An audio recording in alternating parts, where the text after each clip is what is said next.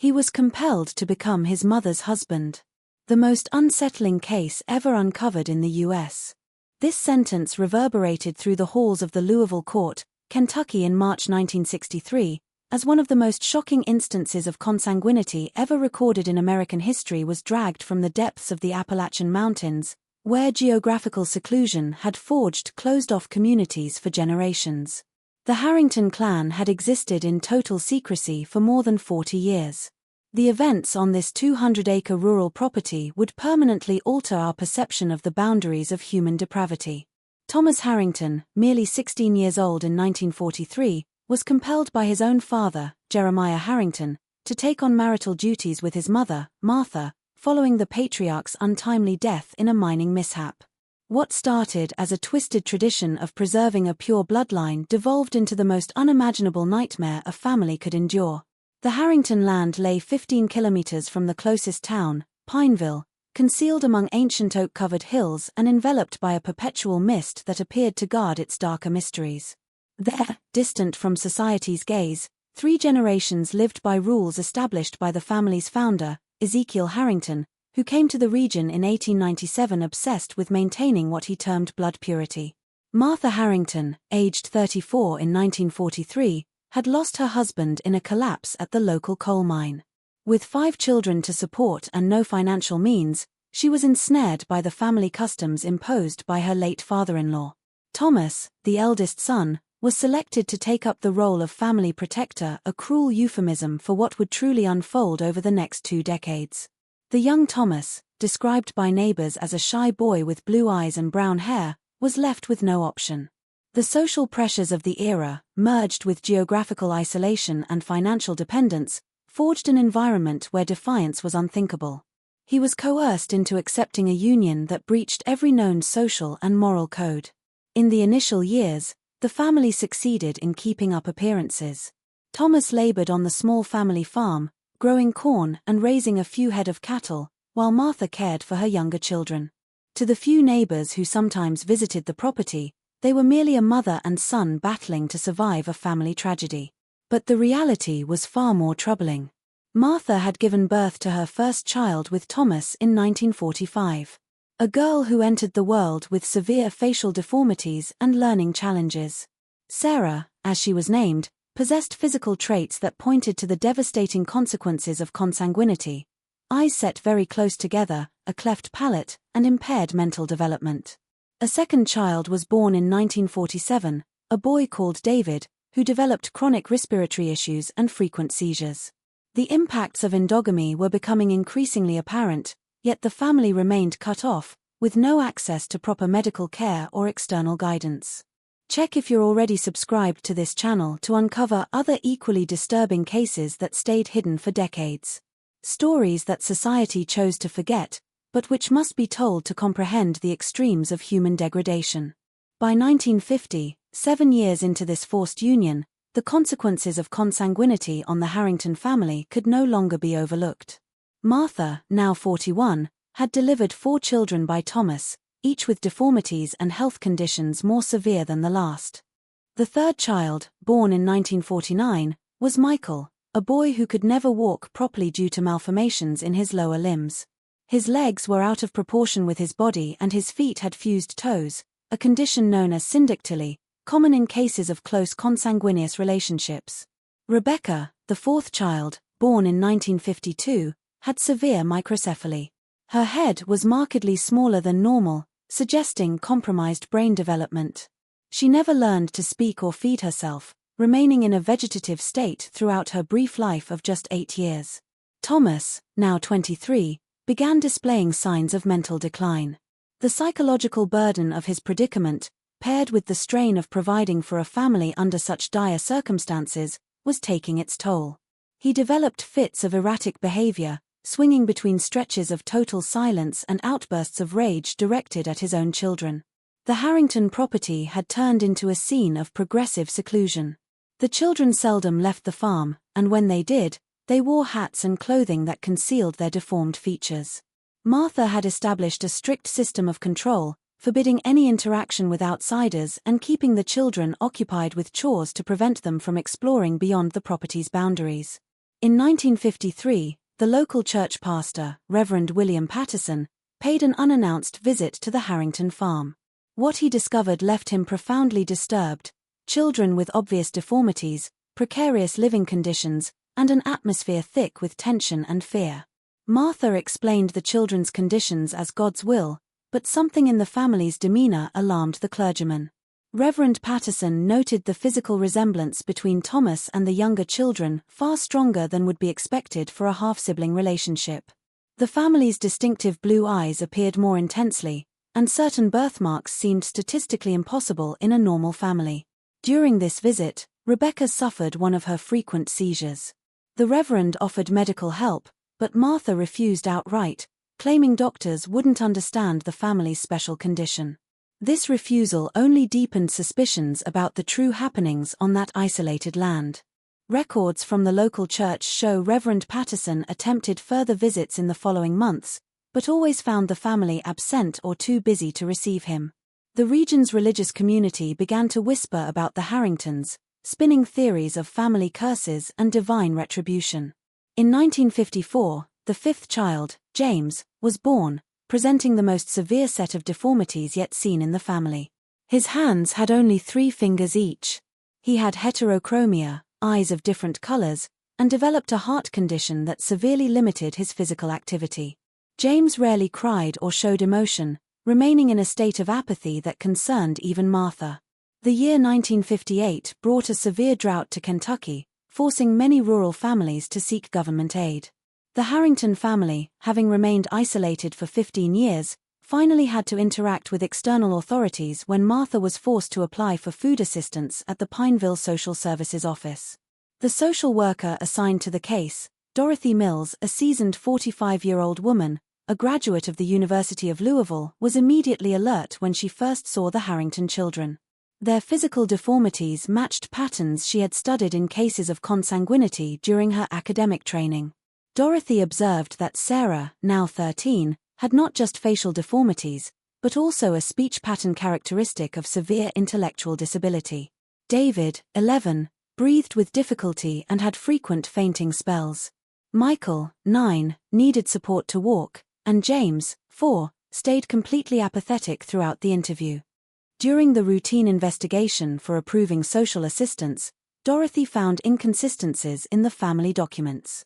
The birth records for the youngest children listed Thomas as the father, but there was no marriage record for Thomas and any woman. When questioned about the children's mother, Martha gave contradictory and evasive answers. The social worker decided to make unannounced home visits to assess the family's living conditions. On her first visit in September 1958, she found Thomas and Martha sharing a bedroom, while the 5 children slept in a single room with poor ventilation. The house's layout strongly suggested a marital relationship between mother and son. Dorothy confronted Martha about the situation, but received only vehement denials and threats that the family would move if she continued her harassment. However, the social worker had seen enough to suspect she was facing a case of consanguinity and child neglect. It was during this investigation that Dorothy uncovered something even more disturbing. Speaking with James, the 4-year-old repeated a phrase he had overheard from the adults: "Dad Thomas is Mom Martha's brother." This innocent revelation from a child confirmed the social worker's worst suspicions about the true nature of the family relationships. The moment you hear an innocent child utter words that unveil the horror of their own existence, you understand that some secrets are too heavy to stay buried. Leave a comment below telling us which part of this story has impacted you the most so far. Dorothy Mills promptly contacted the local sheriff, Robert Kane, a 52-year-old man who had served the community for over 2 decades. When she shared her findings, the sheriff was initially resistant to believing the severity of the situation. Cases of consanguinity were whispered about in rural communities, but were rarely investigated officially. Yet, the evidence Dorothy presented was too compelling to ignore. The children's deformities, combined with the household setup and James's innocent statement, painted a disturbing picture demanding immediate investigation.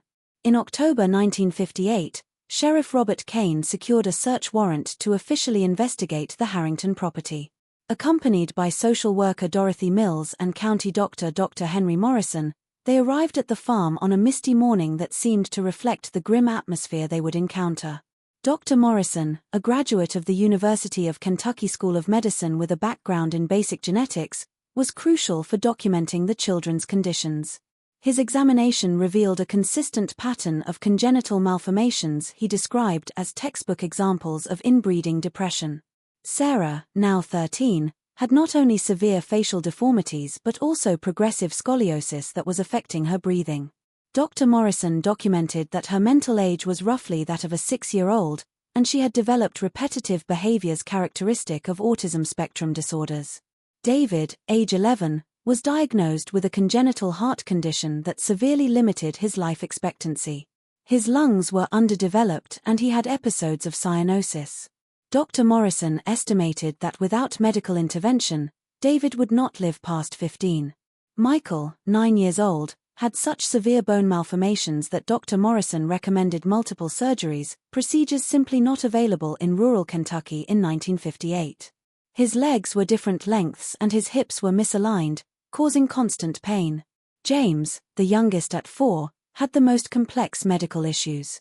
Beyond the visible physical deformities, Dr. Morrison found he had mild hydrocephalus, which explained his extremely limited mental development and persistent apathy. During the investigation, Martha finally confessed to the true nature of her relationship with Thomas under legal pressure and facing irrefutable medical evidence. She admitted she had been forced by circumstances and family tradition to maintain a union with her own son after her husband's death in 1943. Thomas, now 31, showed clear signs of psychological deterioration.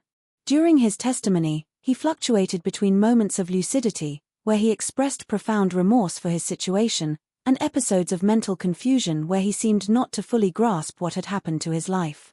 The investigation also revealed Martha had suffered multiple miscarriages over the years, a common consequence of close consanguinity. Dr. Morrison estimated that, considering the 5 surviving children, Martha had likely been pregnant at least 10 times, with half the pregnancies ending in natural loss due to genetic incompatibilities. The case gained regional attention when Louisville newspapers published stories about Kentucky's most isolated family. The local community was split between those who expressed compassion for the family's tragic situation and others who showed revulsion and demanded severe punishment. In December 1958, the Bell County Court decided to remove the children from their parents. Sarah, David, Michael, and James were placed in different care institutions for children with severe disabilities. Rebecca had died 2 years earlier from complications related to her microcephaly.